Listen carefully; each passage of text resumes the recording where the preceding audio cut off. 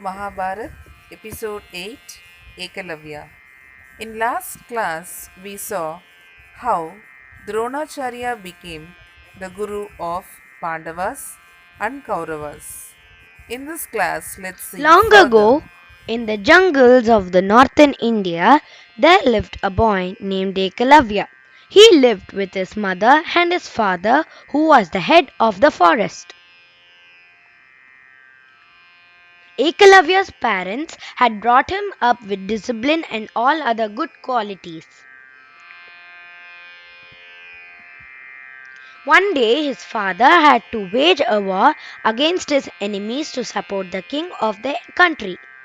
He died in the war, leaving small Ekalavya and his mother alone.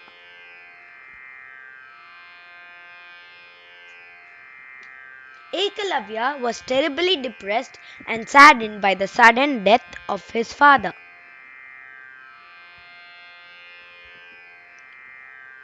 Upon his father's death, Ekalavya had to take up his father's responsibilities as the head of the forest.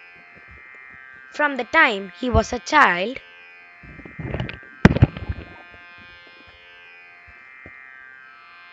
Ekalavya loved animals and treated all the animals in the forest with great love and affection. But he was terribly disturbed by the wild wolves that would enter the forest and drag off the little calves and deer and cattle. Their pitiful cries were unbearable to Ekalavya. He decided that he must help them.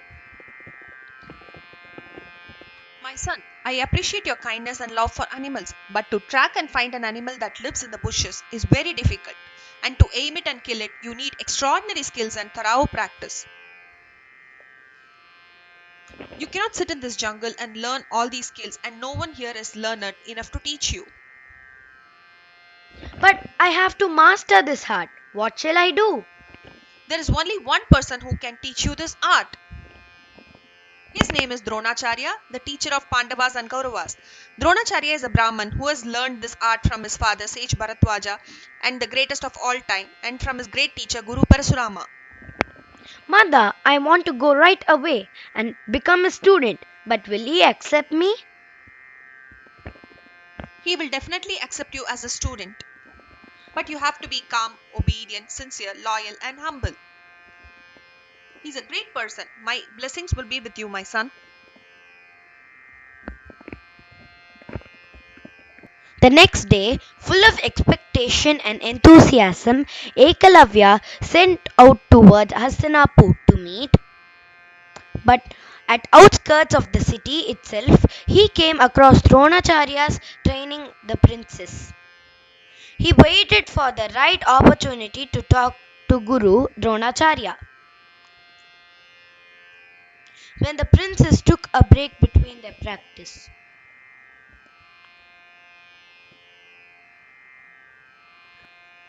Get up, my boy. Who are you? What do you want? greetings, O great Guru. My name is Ekalavya. I'm from the nearby jungle. I became the head of the forest after my father passed away. I want to learn archery and protect the wildlife of the forest. I don't have anyone to teach me or train me. My mother has told me a great deal about you. I'm very keen on learning archery and I would be honored if you would accept me as your student. Please help me, Guru. Dronacharya was highly moved by the young boy's affection. He really wanted to accept him as a student. But as he was the teacher for the princess, he could not accept a mere jungle boy as a student and train him alongside the princess. Moreover, Arjuna, the third brother of the Pandavas, had immense potential in archery and other skills, and Drona had promised him that he would make him the best archer in the world. Knowing all this, he could not accept Ekalavya. But at the same time, he did not want to disappoint him. So, in order to pacify him, he said, "My dear boy, I am really happy to see your interest in archery and your love for animals. You are highly intelligent. Go back to the forest and start practicing. Someday you will become a master archer on your own." Ekalavya was Ek- highly pleased and he felt as though he had received the greatest blessings in life. Thank you, Guru. I seek your blessings. Ekalavya, my blessings are with you. Although I cannot be there to train you, you will always be my best student. Now go home and practice by yourself. Ekalavya returned to the forest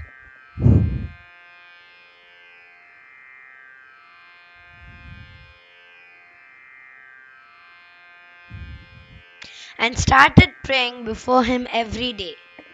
He used to adorn the idol with flowers and start his practice before him.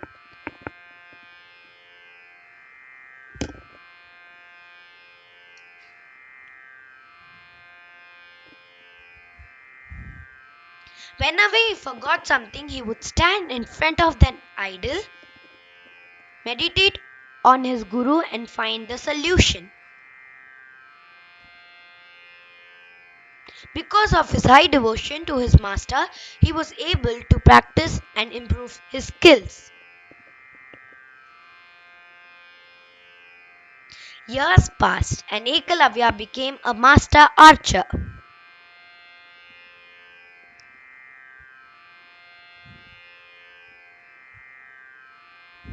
He was able to track and kill wild animals hiding behind the bushes just by listening to them.